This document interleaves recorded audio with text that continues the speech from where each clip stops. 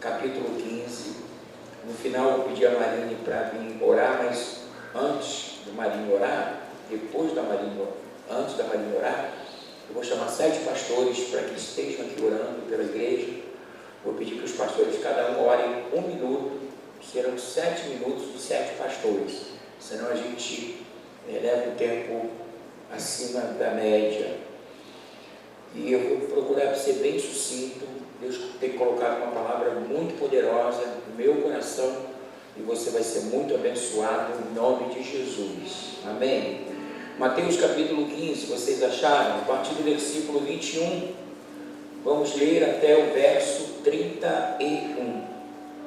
Diz o texto: E partiu Jesus dali e foi para as partes de Tiro e de Sidom. E eis que uma mulher cananeia, que saíra daquelas cercanias, clamou dizendo: Senhor, filho de Davi, tem misericórdia de mim, que minha filha está miseravelmente endemoniada. Mas ele não lhe respondeu palavra. E os seus discípulos, chegando ao pé dele, rogaram, dizendo: Despede-a, que vem gritando atrás de nós. E ele, respondendo, disse: Eu não fui enviado senão as ovelhas perdidas da casa de Israel. Então chegou ela e adorou, dizendo: Senhor, socorre-me. Ele, porém, respondendo, disse: Não é bom pegar no pão dos filhos e deitá-lo aos cachorrinhos. E ela disse: Sim, Senhor, mas também os cachorrinhos comem das migalhas que caem da mesa dos seus senhores. Então respondeu Jesus e disse-lhe: Ó mulher, grande é a tua fé, seja isso feito para contigo como tu desejas. E desde aquela hora sua filha ficou sã. Partindo Jesus dali, chegou ao pé do mar da Galileia e, subindo ao monte, assentou-se lá. E veio ter com ele grandes multidões que traziam coxos, cegos, mudos, aleijados e outros muitos, e os puseram aos pés de Jesus, e ele os sarou. De sorte que a multidão se maravilhou, vendo os mudos a falar, os aleijados são, os coxos andar, e os cegos a ver, e glorificavam ao Deus de Israel, como nós glorificamos ao Senhor nesta noite. Glória a Deus. Obrigado, Senhor, por esta palavra que foi lida, e na mão do Teu Espírito nós a colocamos. Te pedimos da Tua graça, da Tua unção, para que eu me faça entendido, e que a Tua palavra seja, a Tua presença seja intensa por conta da Tua palavra. Nós oramos na certeza de que o Senhor nos ouve, no precioso nome de Jesus. Você pode dizer para o seu irmão: nosso tema é migalhas. Migalhas. Migalhas. É um tema que eu acredito bastante oportuno, pertinente, atual, porque muitas das vezes o mundo espiritual nos leva, seja por uma questão de ansiedade, seja por uma questão de depressão, seja por uma questão de escassez. O mundo espiritual nos leva a ser muito assim aberto para que recebamos algumas migalhas. E nós sabemos que o nosso Deus não é Deus de migalhas. Entretanto, vamos entrar no curso aqui do texto lido, porque essa mulher cananeia, ela era gentia, não era judia, e vai pedir a Jesus ajuda, porque a sua filha estava tremendamente, horrivelmente endemoniada. E diz o texto que Jesus não fez caso dela. Nós não sabemos se naquele momento Jesus estava provando a fé dela, ou fazendo com que ela pudesse, resolver aquela questão, que muitas das vezes a gente está diante de uma situação e a gente fica muito aberto para dizer: a minha fé não alcança, Jesus me ignorou, não houve resposta, eu fui gritando atrás dele, ele disse que não era bom socorrer os cachorrinhos, porque naquele período, a cultura de então, os judeus viam os gentios como cachorros, como pessoas de pouca importância. Não tem essa visão nossa, né? Que hoje, se você falar isso hoje, até é racismo, é preconceito, é verdade, até processo, sim, não. Mas essa era a cultura e a maneira deles lidarem. E Jesus usa então a linguagem do momento. Entendamos uma coisa: aquela mulher tinha tudo para voltar para sua casa desanimada, e a gente vive numa sociedade que eu fui ensinado quase a minha vida toda, graças a Deus que eu me converti, e eu só trago a lembrança por uma questão pontual, porque eu estou pregando. Mas a gente vive numa sociedade que diz assim: é melhor pingar do que secar, mas vale um pássaro na mão que 2 voando. E a grande verdade é que a gente vai se acomodando às frases feitas, e a gente nunca usa a fé que o Senhor quer despertar e que nós já temos. Aleluia! Você pode dizer para o seu irmão: há uma fé poderosa dentro de você, e o Senhor quer despertar essa fé na sua plenitude. Aleluia, aleluia, aleluia.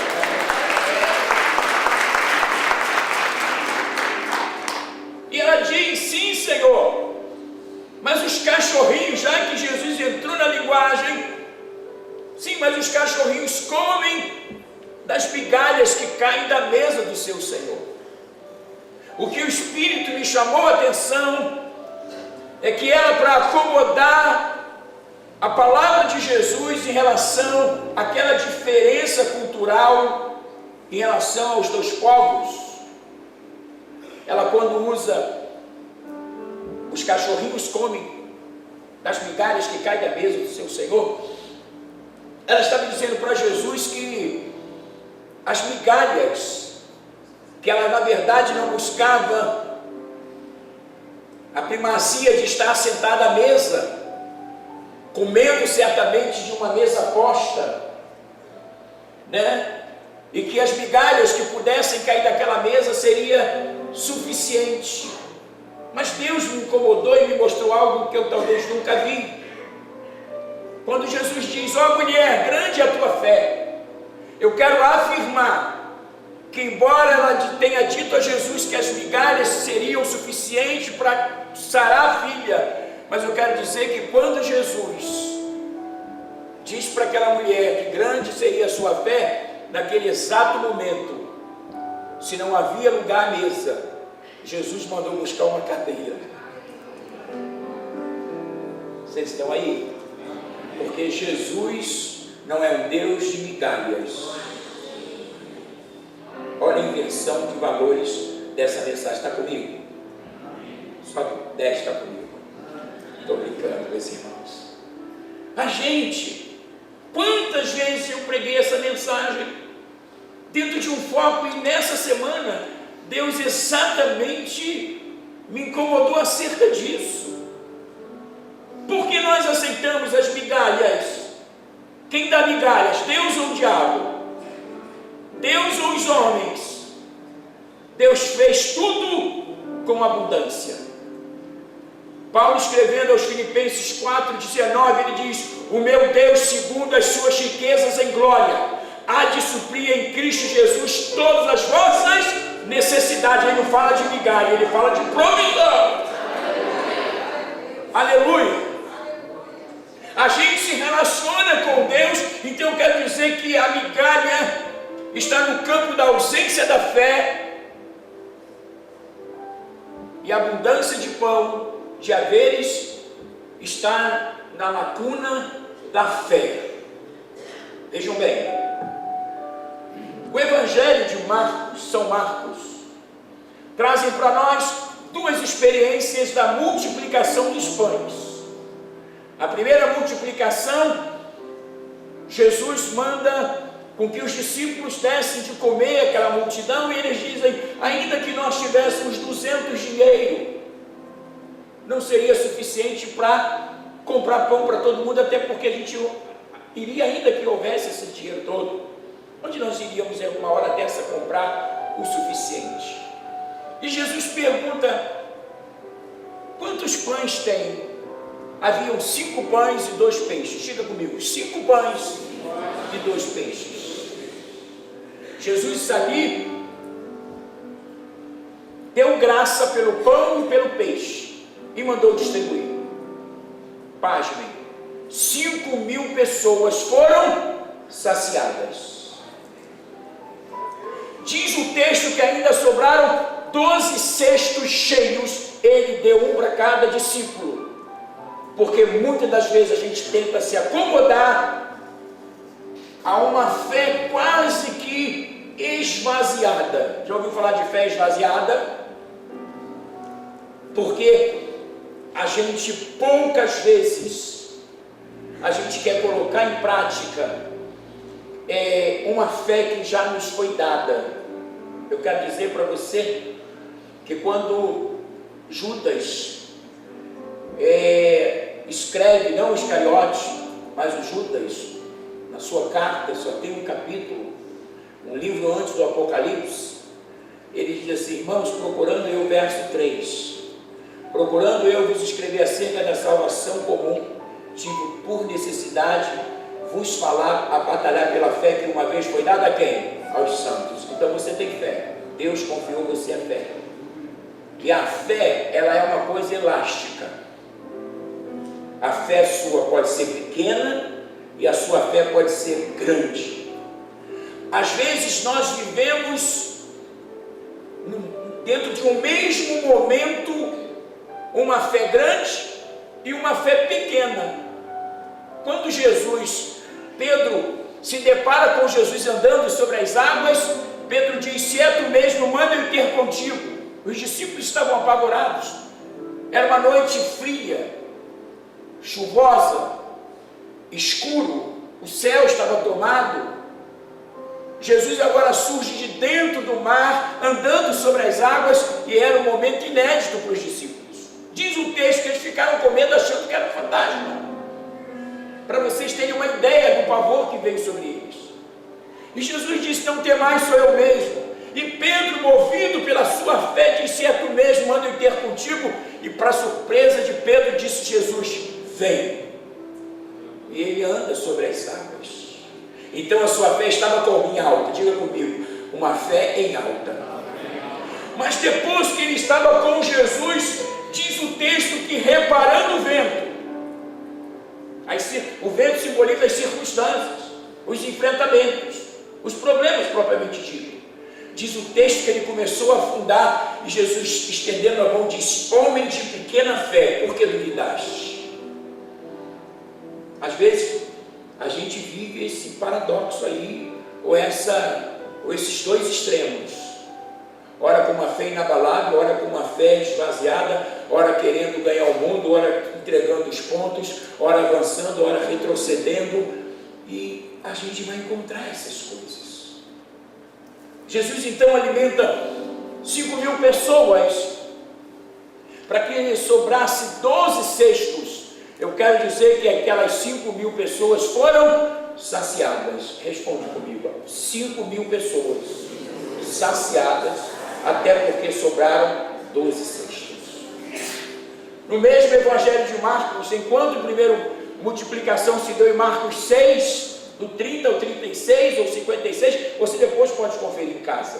Vocês estão vendo que eu estou correndo. No mesmo Marcos 6 fala da primeira, mas em Marcos 8, Jesus é tomado de compaixão. Quando Jesus olha para você e você tem alguma necessidade, seja na área emocional, espiritual, financeira, Jesus olha para você movido de compaixão.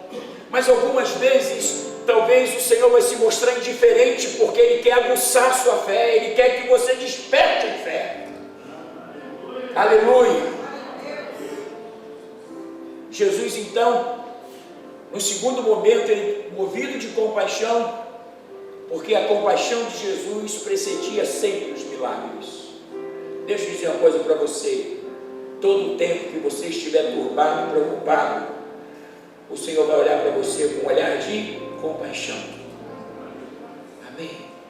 Nesse momento que Deus olhar para você com um olhar de compaixão, você tem que dizer: Senhor, eu quero que o Senhor possa ser o meu provedor, porque eu creio que o Senhor chama a existência as coisas que não são para que sejam. Deus é o Senhor de toda a terra. Porém, Marcos capítulo 8, Jesus agora não estava com 5.000 pessoas, ele estava com 4.000. Ele pergunta: vamos alimentar esse povo de novo? Os discípulos dizem: Senhor, mas já é tarde. Poxa, já tinham vivido a experiência dos 5.000, agora tinha 4.000, quebra o galho. Deus abriu o mar vermelho, agora tinha que abrir o Jordão. Eles ficaram sem fé, viveram um milagre macro, e diante de um desafio micro, irmão, que história é essa? Eu quero dizer que vai ser a tua noite de você romper em fé, e que Deus te trouxe aqui para mudar a sua sorte. E Deus não é Deus de migalha, nunca migalha virá do Senhor, mas abundância de pão. Jesus disse: eu vim para que tenham vida, e vida em abundância.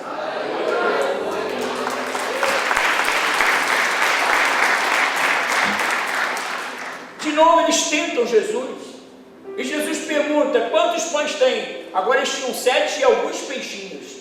Jesus dá graça e alimenta de novo 4.000 pessoas, 9.000 pessoas no seu todo. 5 com 7, 12, apostólico, 12 pães e alguns peixinhos. O Senhor saciou a fome de 9.000 pessoas, porque Ele é o Senhor de toda a terra. Eu quero dizer para você não se contentar com migalhas, porque o nosso Deus não é Deus de migalhas, o nosso Deus é o Deus da provisão. Livro de Gênesis diz que quando Isaac estava descendo ao Egito, porque havia fome na terra, ele tenta ir para o Egito, e Deus disse assim para ele: não vai para o Egito, habita em Gerar, que eu vou te sustentar lá. E diz o texto que naquele ano que ninguém colhia nada, ele colheu 100 vezes mais.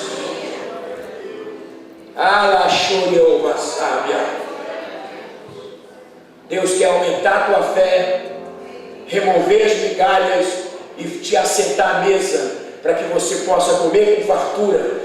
Assim diz o Senhor: eu vou aumentar o teu trigo, eu vou aumentar o teu cereal, eu vou fazer você comer a gordura dessa terra. O quanto você tem que despertar em fé, para que você não se acomode ou diga para Deus: ah, Senhor, está bom do jeito que está. Paulo aos Romanos diz: e não vos conformeis com este mundo, mas transformai-vos pela renovação do vosso entendimento. Entender o quê? Que o meu Deus é o Deus do ouro e da prata. E todas as vezes que eu não vivo mais de Deus, é porque não dependeu de Deus. Eu me acomodei exatamente na frase feita: é melhor pingar do que secar. Você vai viver a vida toda de pingo. Sabe por quê? Porque Deus, quando olha a gente pegando essa frase feita, isso significa um comodismo, a falta de reação. A gente reage pouco em relação aos desafios. A gente entrega os pontos no primeiro momento, e essa mulher cananeia é um modelo para nós. Os discípulos dizem a Jesus: despede-a, ela vem gritando atrás da gente. Eu não sei se ela era uma mulher escandalosa, mas que os discípulos ficaram meio assim: Senhor, ó, o escândalo todo assim, tem misericórdia, espere essa mulher, Jesus quer no galho. Isso aí é um pensamento meu, tá, irmãos? E Jesus nem, né? É como se ele não desse importância, mas olha só, ele estava dando toda a importância, ele só estava aguçando nela. Se ela realmente tinha uma necessidade, ela precisava estar disposta a vencer os obstáculos, chegar ao seu objetivo. Eu vou dizer todas as vezes que estou pregando sobre fé, tenho sido exaustivo nessa afirmação. Um rio só consegue chegar no seu final porque ele aprende a contornar os obstáculos. Eu já vi rios com colchão, geladeira, quase com uma cama montada dentro do rio para tentar inviabilizar que as águas sigam o seu fluxo. Mas o rio, ele aprende a contornar os obstáculos. E nós, enquanto homens à imagem e semelhança de Deus, ficamos parados no primeiro obstáculo que o diabo tenta imprimir para não deixar a gente avançar. O que é pior, as pessoas que não conhecem a Deus, como elas vão ver a diferença entre os que servem e os que não servem? Malaquias diz: e vereis outra vez a diferença entre o que serve e o que não serve, entre o justo e o ímpio, porque o que serve o justo, porque foi justificado pelo sangue de Jesus, Deus tem uma promessa de cuidar de você. Deus sustentou quase 3 milhões de pessoas durante 40 anos no deserto, eram pessoas duras de coração, quanto mais você com o coração dócil. Gostou do coração dócil? Então aproveita essa doçura de coração para dar a volta por cima. Ei, eles não tinham o Espírito Santo morando neles. Eu vou para a mesma tese, né? Como as coisas hoje são mais favoráveis. Lembro que eu trabalhava numa empresa, não sei se dá para contar o caso da área, e eu orava para Deus me tirar. Eu cheguei a chefe, mas o salário, sabe aquela empresa quando você chega a chefe, mas o salário, você só tem cargo, agora não tem salário. E eu ia tomar cafezinho, eu dei o nome daquele quarto da bênção. Eu ia orar, e um dia naquele quarto o Senhor disse assim para mim: eu te abri uma porta de emprego. Eu cheguei na hora do almoço, falei assim: ó, eu preciso sair para resolver um problema e sair para procurar emprego. Se Deus falou, né? Tem gente confirmando, reconfirmando. Deus tem que chover no novelo tem que amanhecer encharcado, do lado do novelo seco, no outro dia, do lado molhado, o novelo seco. Meu irmão, tem gente provando a Deus. Deus falou, vai se cumprir. Você pode dizer isso para o irmão: olha, tem uma atitude de fé. Deus falou, vai cumprir. Diga, vai cumprir. Você precisa ter um ato de fé.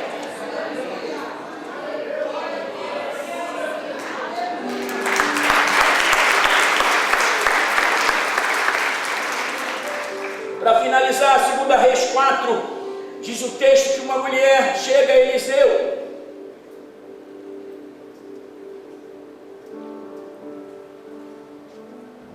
E na teoria da argumentação, você pode dizer que aquela mulher tinha o argumento. Ela chega para o profeta e diz: olha, o meu marido servia a Deus e você sabe. Agora chegaram os credores querendo levar os meus 2 filhos como pagamento da dívida. E Eliseu pergunta para ela: o que eles fazem por você? O que você tem em casa? Ela diz assim: a tua serva não tem nada, exceto um pouco de azeite, uma botija de azeite. Ele devolve para ela e diz: volta para a tua casa, vai na sua vizinhança e começa a pedir vasilhas emprestadas, não poucas.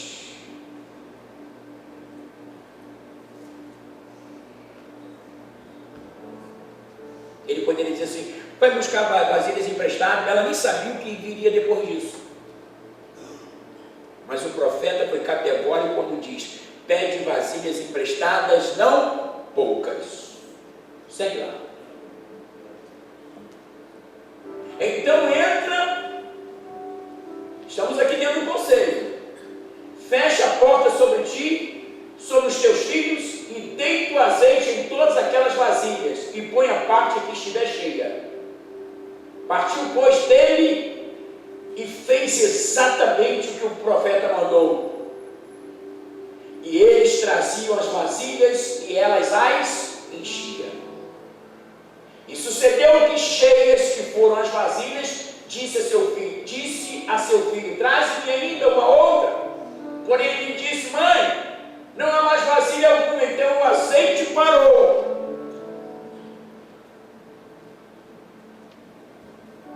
A palavra liberada, ela está sobre a sua vida hoje.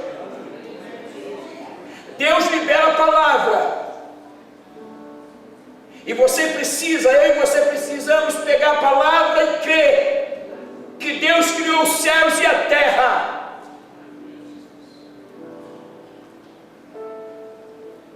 Que Deus tem alimentado durante pós-pecado, que a gente na teologia define como 6.000 anos.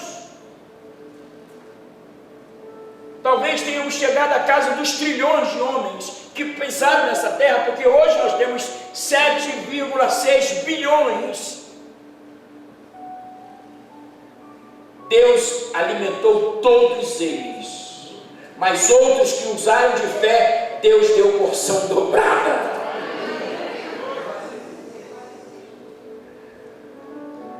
O que aconteceu com essa mulher? Volta lá, minha amada, para a gente poder fechar com chave de ouro.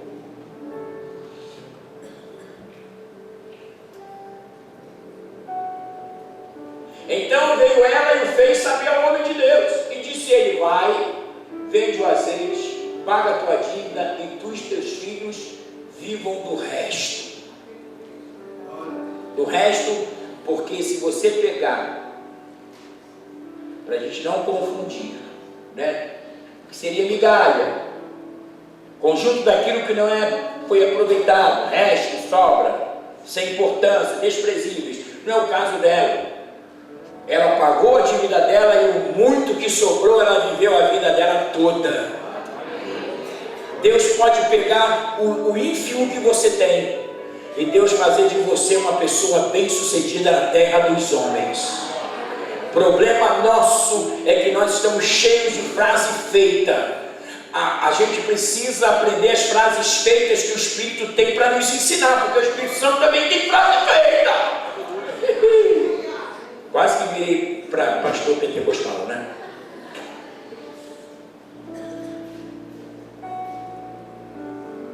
O que você diz ao Espírito Santo? Como você tem que fazer? Para fechar, pela segunda vez, lembro que minha filha Marina, caçulinha, abençoada, bonita, canta muito, aprendeu muita coisa comigo. Porque eu sou o tranco pela misericórdia. Eu estava lá para Nete. Houve uma situação que ela precisava de uma resposta de Deus. E naquela madrugada, eu levantei para orar e pedi que Deus mudasse aquela situação. Então Deus me mostrou que aquela situação era como se fosse um vidro enorme. E que aquele vidro foi estraçalhado, esmigalhado. Vidro esmigalha, está certo? Não tem problema, parte técnica. O vidro ficou cheio de caco. Aquela era a situação, e na oração Deus me deu uma visão. É como se houvesse uma câmara lenta de frente para trás. Os seus cacos foram agregados uns aos outros, e aquilo que foi totalmente esmigalhado voltou a ser de novo uma parede de vidro. No outro dia, toda aquela situação tinha mudado. Jesus disse: ainda que esteja morto,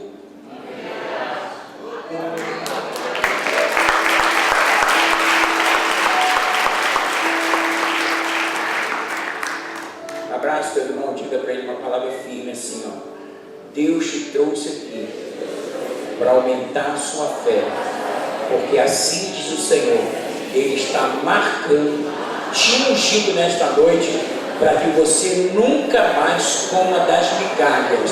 Ele vai abrir portas aonde não existem portas.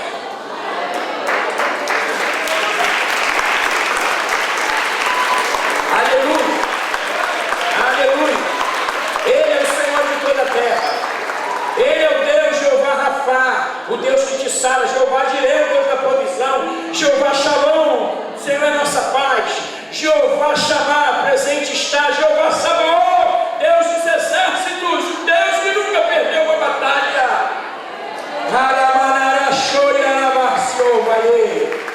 Aleluia!